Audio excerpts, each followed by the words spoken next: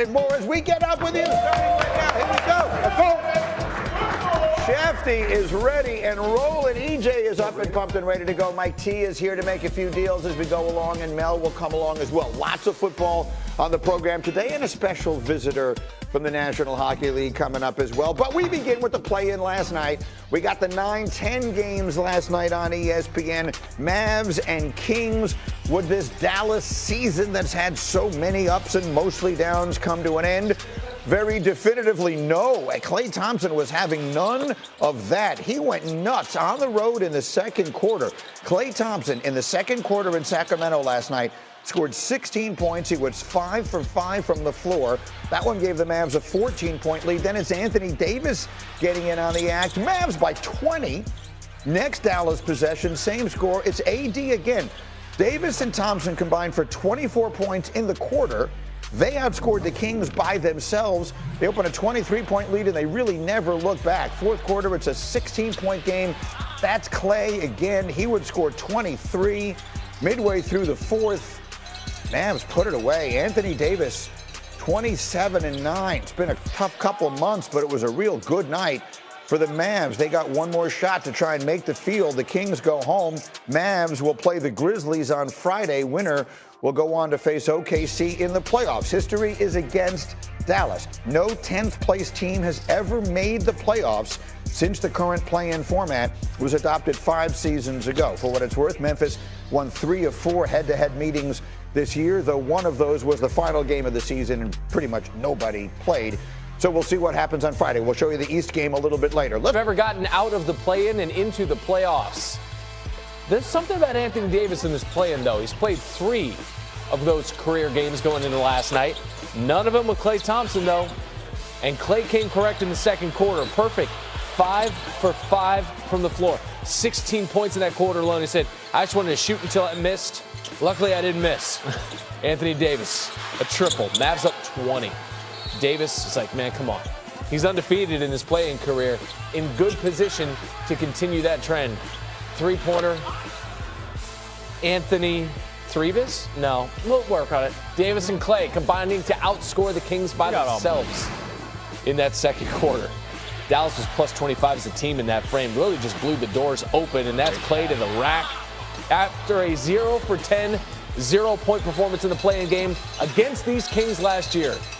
Klay atoning. Davis, meanwhile, turnaround jumper, yes.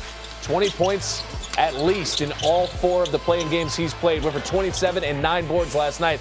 Mavs 120-106 winners. They get Memphis tomorrow night on ESPN.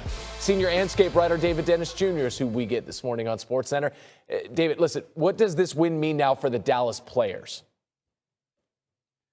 Yeah, the Dallas players and their fans absolutely needed a win like they got last night. About 48 hours after that embarrassing, borderline and insulting, idiotic semi-press conference by Nico Harrison where he insulted pretty much everybody in the Dallas metropolitan area, the Mavs players went out there and said, we are not going to give up on this season. We are going to give you guys something to cheer about. But I want to hone in on one player in particular who this means a lot to, and that is Klay Thompson, who we don't talk about enough as somebody who was absolutely screwed by the Luka Doncic trade. This guy left Golden State and went to Dallas, and Nico Harrison at the time said, we're one Klay Thompson away from a championship, which is a comment that has aged like a banana in the sun. And this guy had all of those chances at the possibility of a championship stripped away from him, and now he's fighting for a play-in, and he goes out there and has that game that he has, explosive second quarter in the same place where he scored 0 points. This is a big, big game for Klay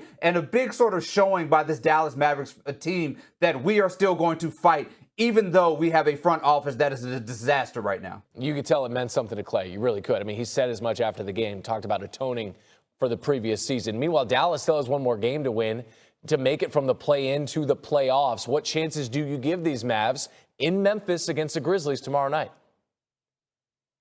So look, on paper, I would say yes, Memphis has the edge here and the advantage against this Mavericks team. But this Memphis team is so inconsistent. They're 6-11 since they were the 2 seed. Now you have Brandon Clark out. Now you have Jalen Wells out, and you have a Mavericks team that is motivated. That feels like, hey, we've beaten OKC a couple of times without Luka. We can make some noise in that first round. And so you have also going into this game, Ja Morant.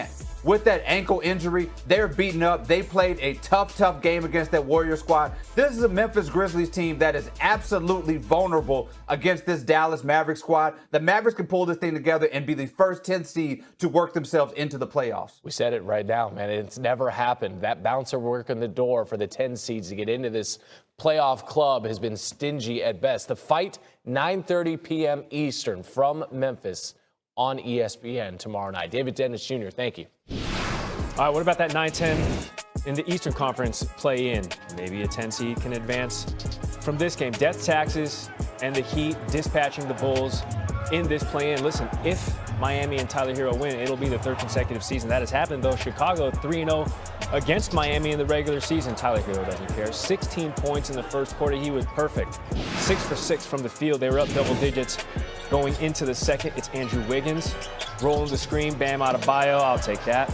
Heat are up a quarter at this point. Next Heat possession is Tyler Hero rolling the screen. Bam wasn't there, so he'll do it himself. 23 points in the first, 8 for 8 from the field. He would eventually miss a shot, missed a couple of shots.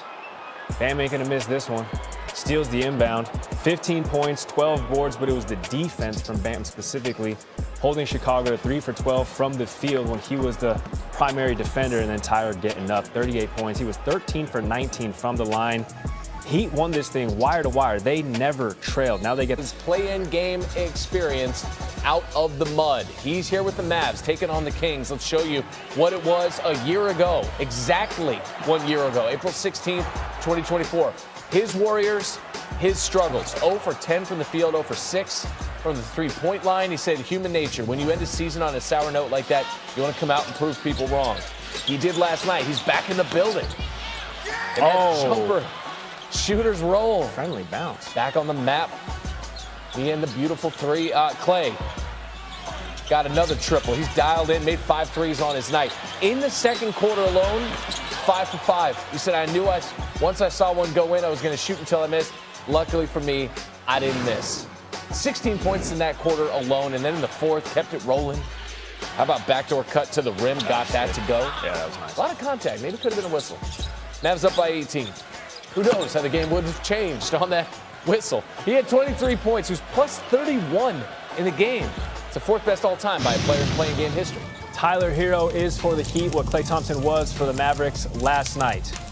Miami trying to send Chicago home for the 3rd consecutive year in this play-in. It's your 9-10 out east, and Tyler was creating. He was cashing. I'll tell you one thing he wasn't doing, missing. All right, he hit his first 8 shots against these Bulls. He was doing it from every which way. You see him getting things done in the paint. There were 4 Bulls defenders on him. Didn't matter. And then pulling up from distance. Eric Spoelstra said, after this game, hey, Chicago humbled us this year because they won all 3 of the regular season matchups. Tyler said, Chicago in the regular season, we won every single one of those quarters in the regular season, but we just couldn't finish those games. And then Tyler distributing the pill like a good pharmacist does. I mean, that's just too easy. Miami as a team shot 50% from the field. Meanwhile, Chicago, they shot 39%. Tyler, first Heat player to go 8 for 8 from the field or better in the playoff or play-in. Let's move to the 4th, where Tyler still hot, even though it's real cold in Chicago. They held the Bulls to 90 points, which is their lowest offensive output this season. Tyler Hero went for 38. He had 5. Lộc nhưng mà nó làm anh tốt tính lắm. Ôi giời ơi. Đó với cả đầu. Đấy. Thì ở nhóm chung đấy giờ toàn các ông bà đấy xử mà. Nó vô kêu gì?